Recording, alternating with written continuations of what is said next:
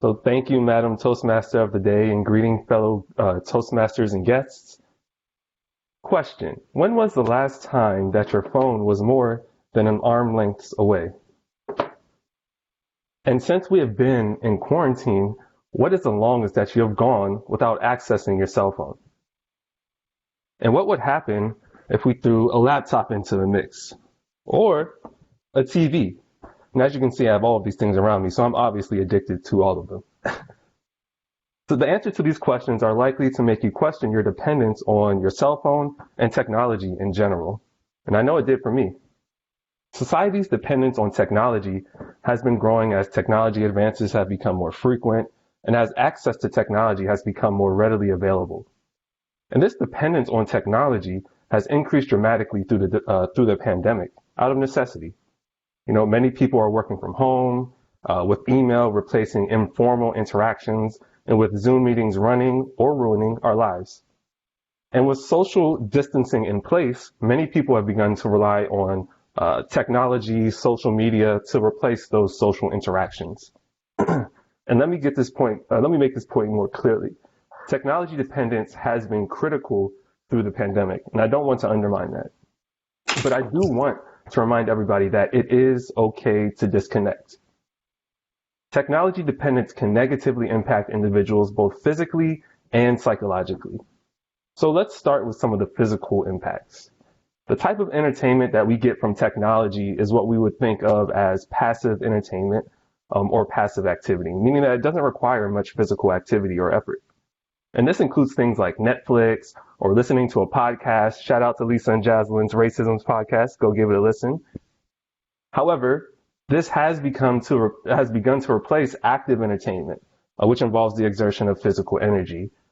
So by replacing, entertainment that we would get physically with passive entertainment, it takes a toll on our physical selves.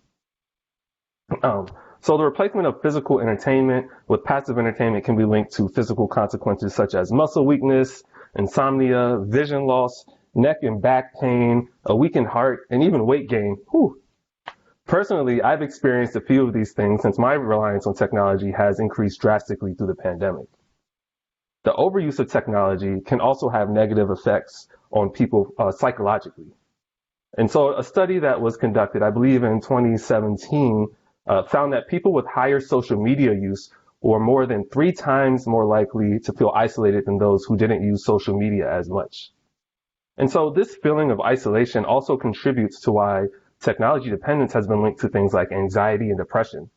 Individuals who have negative interactions online, whether it's just through reading through social media or having somebody negatively react to something you posted, were more prone to depression and anxiety.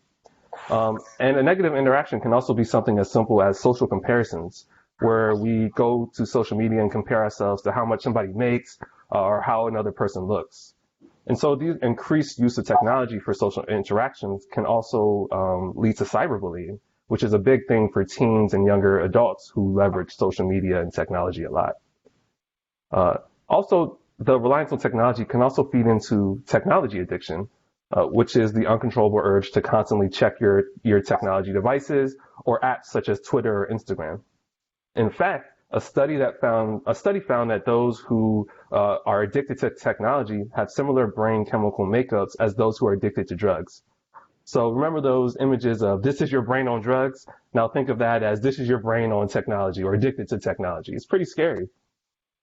However, the need to use technology is not going away, so we have to figure out ways to mitigate the negative baggage that comes along with the need to use technology. And so there are some simple ways to do this. And to start with, the American Optometric Association recommends using the 20-20-20 rule when you're looking at any form of digital screen. So for every 20 minutes that you're looking at a digital screen, take a 20-second break and stare at something that's 20 feet away. And this will help you maintain your vision and overcome the vision impairment that comes with staring at a computer screen for way too long. Regular standing and stretching, as well as short walks every hour, can also help overcome poor posture and the physical ailments that come along with that, such as back and neck pain. And in general, we just need to find ways to stay active and become more active.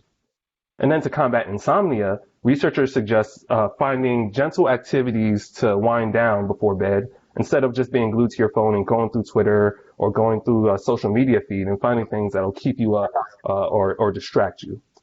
So winding down activities can include things like reading a book, stretching, or taking a bath or shower.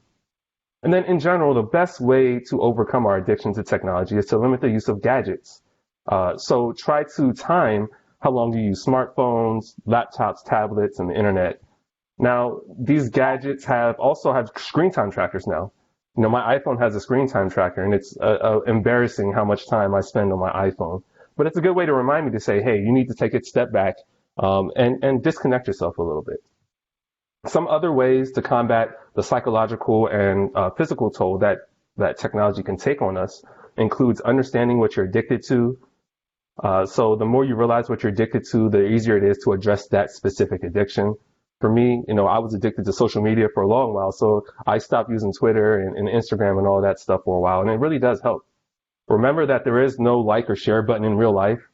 So, you know, we often encapsulate ourselves in a bubble online with people that are like-minded, and we try to get as many likes or shares as we can about stuff we post. So remember that doesn't translate to real life. A virtual world is not the same as the real world.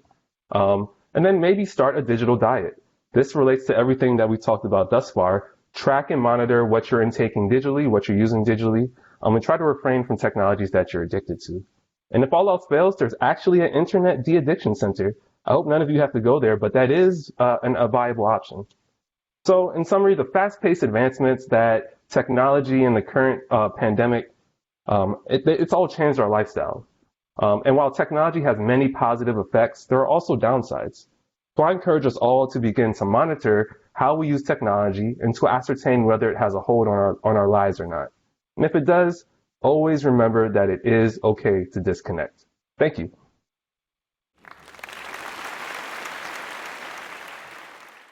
Thank you very much, Master of the Day, and thank you all to the members and the guests as well today.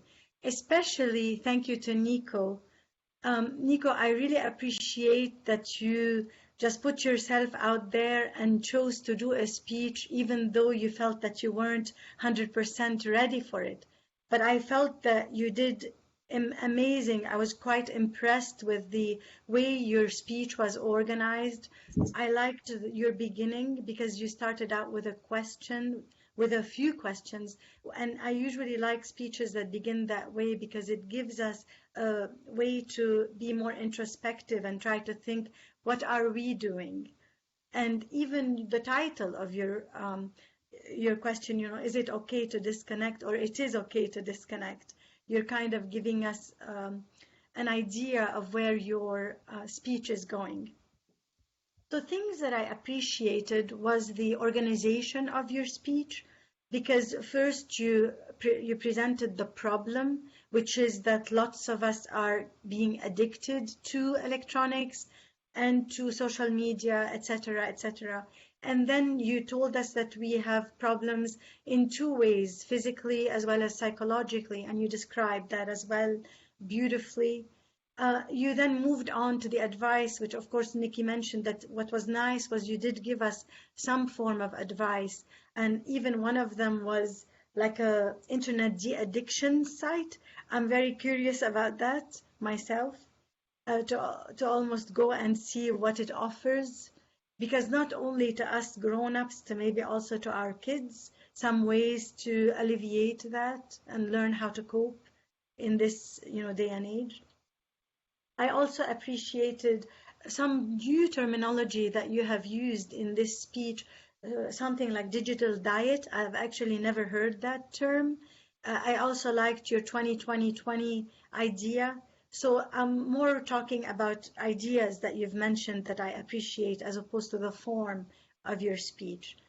The only item that I felt you could work on, and it's really very minor, and it's the first time I notice it, and it's the idea of stopping sometimes. I felt that the whole speech was almost one breath, and I don't know if I was the only one that sensed that, but it's nice to sometimes stop here and there to give your audience a chance to actually take in the information that you are providing.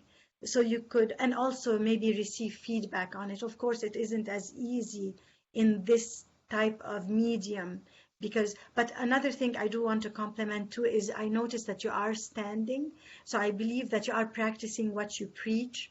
I can sense that your goal to stand is not only because you're doing a speech, but also so you can kind of not sit, de-unsit.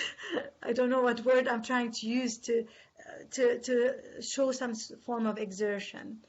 So again, congratulations on your speech. I look forward to your whole visionary track that you're taking, and can't wait to hear the next one.